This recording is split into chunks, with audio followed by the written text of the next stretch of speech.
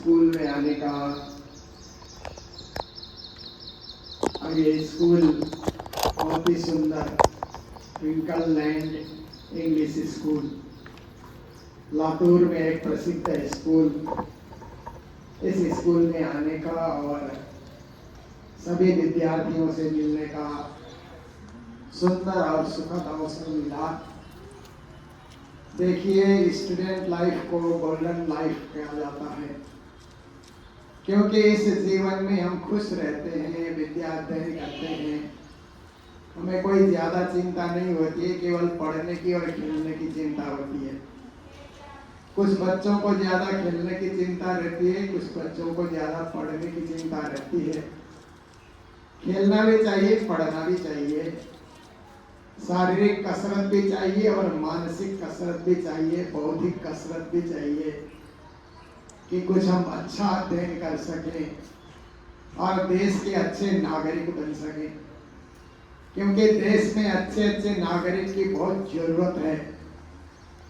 तो विद्यार्थी जीवन में कुछ काम आने वाली बातें मैंने कुछ 8 पॉइंट आप लोगों के लिए तैयार किया है, तो मैं आपके समक्ष रखना चाहूँगा कि विद्यार्थी को सबसे पहले प्रगतिशील बनना चाहिए कि हम रोज प्रगति करें। कल से आज अच्छा, आज से कल अच्छा, हमारा जो प्रगति रिपोर्ट है वो अच्छा से अच्छा बने, प्रोग्रेसिव माइंड का होना चाहिए। विद्यार्थी हमेशा कुछ ना कुछ प्रोग्रेस करता रहे, कुछ ना कुछ आगे बढ़ता रहे, ये पहली शिक्षा है विद्यार्थी के लिए। और दूसरे नंबर में आकर के ईमानदार होना चाहिए। बेईमान लोग कहीं भी समाज को बिगाड़ते हैं। राजनीति के क्षेत्र में बेईमान लोग आ जाएं, व्यापार के क्षेत्र में बेईमान लोग आ जाएं, समाज में भी कहीं बेईमान आ जाएं तो परिस्थिति को खराब कर देते हैं। ईमानदार लोग जहाँ भी जाते हैं तो वही समाज को जोड़ने का, मानवता को जोड़ने का, देश को जोड़ने का, राष्ट्र को जोड़ने का काम करते हैं। इसलिए हम लोग सदा ऑनेस्ट बन करके रहें। ऑनेस्टी ये गुण हम लोगों में होनी चाहिए, ये दूसरा पॉइंट है। और तीसरा है कि हम लोग सफाई प्रिय बने, क्लीनलीनेस हमारे जीवन में आ जाए। हम अपने आप को भी इतना क्लीन रखें कि हमारे शरीर में कोई किसी प्रकार की कोई गंदगी न हो। स्कूल हम आए तो नहा धो करके, साफ सुथरे हो करके, स्कूल का ड्रेस भी हमारा अच्छा हो और स्कूल के परिसर को भी हम क्लीन रखें। स्वच्छ भारत अभियान हमारे प्रधानमंत्री जी ने शुरू किया, तो बहुत सारे लोगों ने उसको फॉलो किया, पर बहुत सारे लोग आज भी नहीं मान रहे, जहाँ कहीं कचरा डाल देते हैं। ये अच्छी बात नहीं है। एक समय की घटना मैं सुनाता हूँ कि मैं सिलीगुड़ी पश्चिम बंगाल से न्यू जलपाईगुड़ी से ट्रेन में बैठा और मैं न्यू दिल्ली तक ट्रेन से आया एक बार की सफर में। तो मैंने देखा कि वहाँ बहुत सारे हमारे हिंदुस्तानी भाई भी बैठे हुए थे और एक अंग्रेज भी बैठा हुआ था। तो हिंदुस्तानी हमारे भाइयों ने क्या किया कि मूंगफली बादाम मंगा करके उन्होंने वहाँ खाया, कचरा उधर ही उन्होंने डाला, छिलके वहीं छोड़ दिया। केले मंगा के खाए तो कहीं भी उन्होंने डाल दिए और भी नाश्ता करते रहे, तो कुछ न कुछ कचरा डब्बे में, कुछ न कुछ बाहर भी फेंकते रहे। और वो जो ब्रिटिश बैठा हुआ था उसने भी खाया, परंतु एक पॉलीथीन उसने रखा था, तो जो भी कचरा निकलता था वो पॉलीथीन में डालता गया। मैं देखता रहा और फल भी खाया, केले भी खाया, तो छिलका पॉलीथीन में डाला, जो कुछ भी है उसने पॉलीथीन में डाला। और न्यू दिल्ली स्टेशन आने के बाद उसने डस्टबिन देख करके वो पॉलीथीन को उधर उसने गिरा दिया। उसने हमारे देश को गंदा नहीं किया, क्योंकि वो अपना देश भी गंदा नहीं रखता है। और हमारे लोगों को वो समझ नहीं आई, किसी ने बताया भी नहीं था, परंतु हमारे प्रधानमंत्री जी ने बता करके खुद झाड़ू लगा करके दिखाया कि क्लीनलीनेस हमारे पूरे देश में जरूरत है, क्योंकि हमारी आबादी भी बहुत ज्यादा है। कई लोग गांव के लोग पढ़े लिखे होते भी नहीं हैं, तो उन लोगों को पता नहीं होता है कि क्लीनलीनेस रखने से स्वास्थ्य कितना अच्छा रहता है और देश कितना सुंदर दिखता है।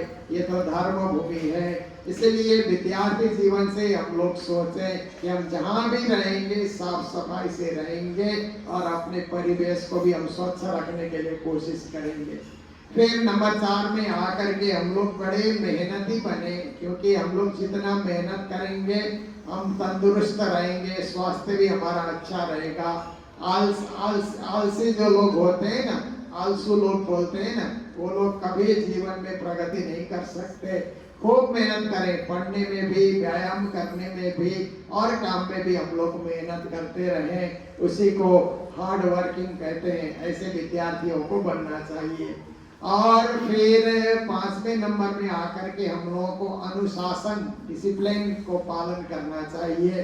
देखिए आर्मी में लोग जाते हैं तो कितना डिसिप्लिन को पालन करते हैं, पर सिविलियन को भी चाहिए, स्टूडेंट को भी चाहिए कि डिसिप्लिन को हम मेंटेन करके रखें, कहीं भी डिसिप्लिन को तोड़े नहीं, क्योंकि कहीं भी क्यों में खड़ा होना है तो क्यों तोड़ने से लोग बहुत खुश होते हैं, ऐसा सोचते हैं कि हमने बहुत बड़ा पुरुषार्थ कर लिया, पर वो गलती है।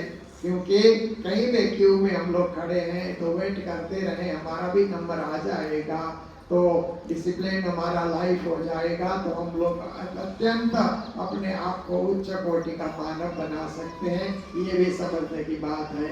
और 6ठे नंबर में मैंने समय पालन, ये एक और समझने की बात है विद्यार्थी जीवन में। पंक्चुअलिटी, स्कूल के घंटी बजने से पहले पहुंचना और प्रेयर क्लास में भाग लेना। कुछ बच्चे ऐसे होते हैं कि घंटी बजने के बाद पहुंचते हैं, ट्रेन निकलने के बाद स्टेशन में पहुंचे तो क्या फायदा है ना, फ्लाइट उड़ने के बाद एयरपोर्ट पहुंचे क्या फायदा हुआ।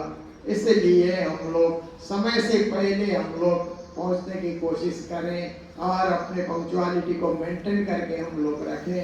कभी भी विलंब से चलने का, विलंब से जाने का ऐसा हमारा स्वभाव नहीं होना चाहिए। हम लोग हर काम को समय से करें।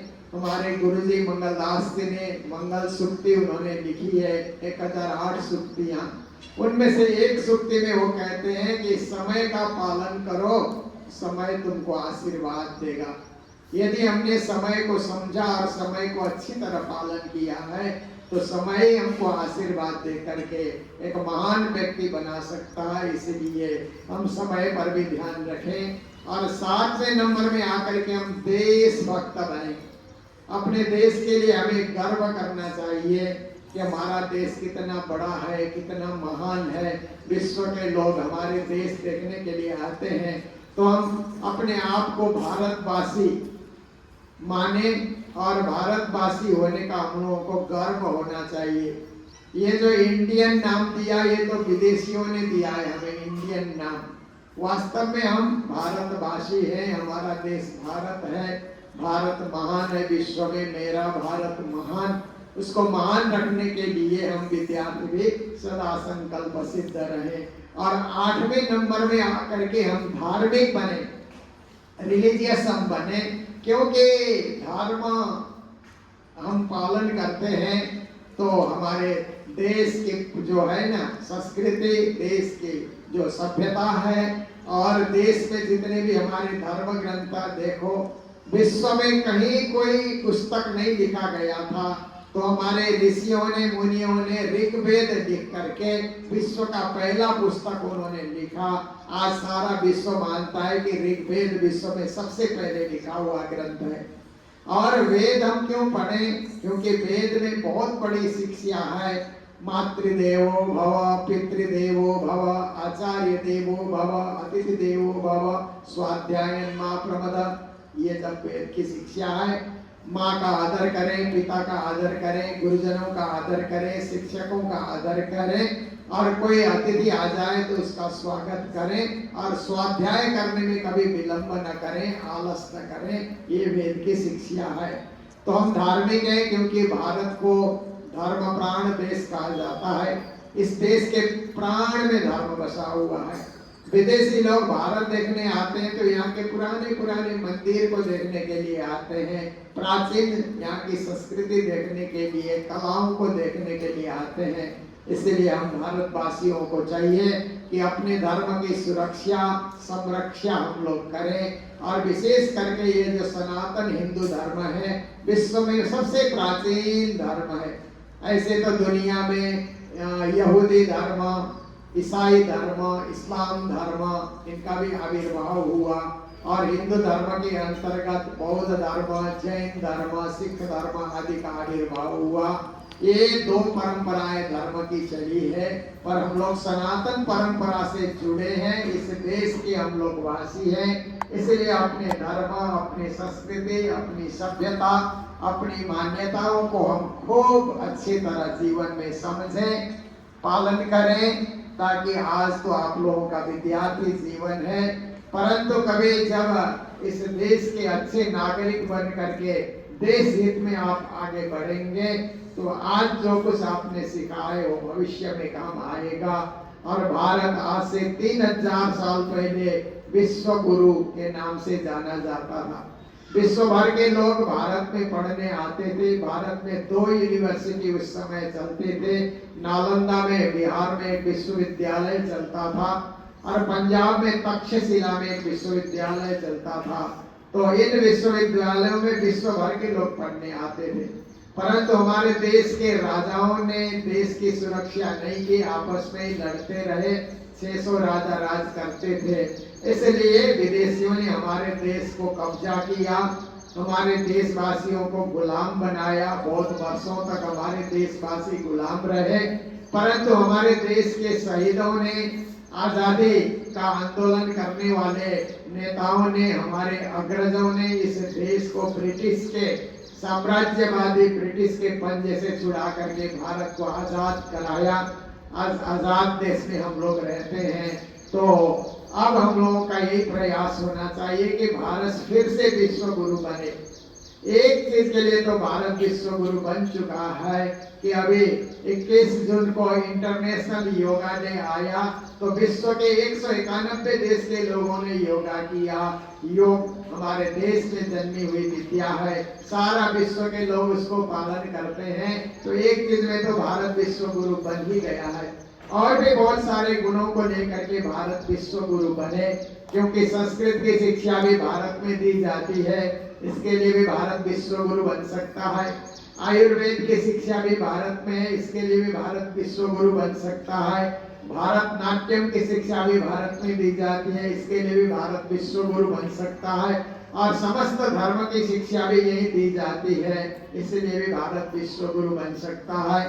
इस कार्य में आप सब स्टूडेंट भी खूब अपने ध्यान से और अपने सत्कर्म से आगे बढ़े, तो देश हमारा फिर महान बनेगा और हमें ये कहने में बड़ा गर्व होगा कि मेरा भारत महान।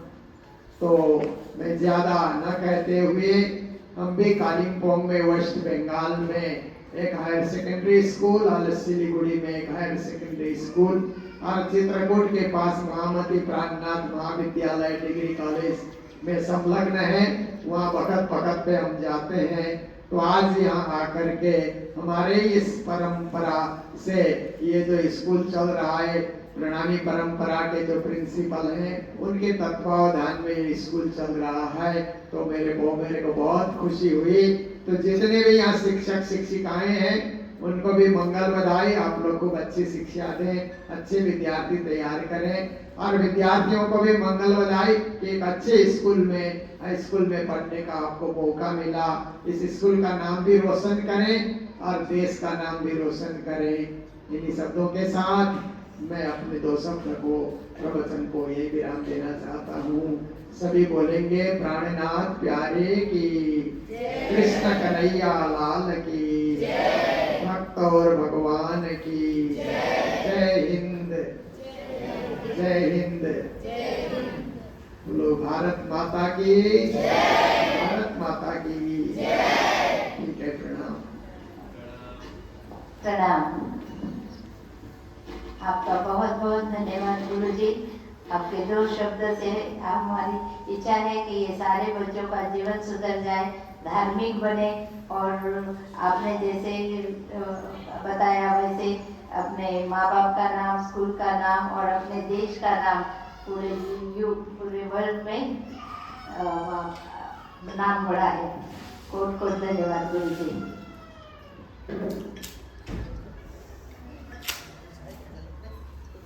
जन्मदिन है। स्वराज कम बर्थडे का सॉन्ग बस इसका जन्म की बधाई दीजिए, प्रणाम करो, गुरु जी को प्रेयर करो।